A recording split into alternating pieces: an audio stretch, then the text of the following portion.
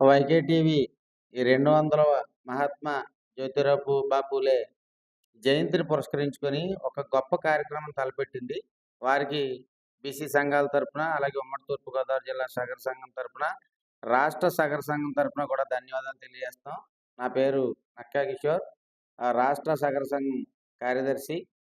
ప్రధానంగా ఈరోజు జ్యోతిబా పూలే గారు అనేక సంస్కరణలు ప్రధానంగా ఈ భారతదేశంలో సమాజంలో ఆర్థిక, రాజకీయ సమానత్వం కావాలని అనేక పోరాటాలు చేశారాయన. అది చాలా రోజులు మరుగున పడిపోయింది.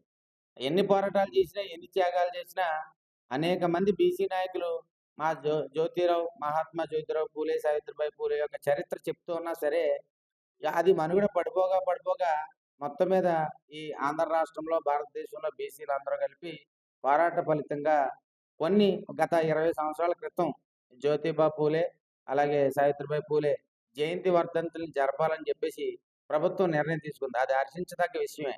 రేపు ఏప్రిల్ 11వ తారీఖున మనం 200వ జన్మదినాన్ని, జ్యోతిబా పూలే గారి జన్మదినాన్ని జరుపుకుంటున్నాం. చాలా సంతోషం. అప్పుడప్పుడు కాదు, ఎల్లప్పుడూ బీసీల కోసం మీ వైకే టీవీ.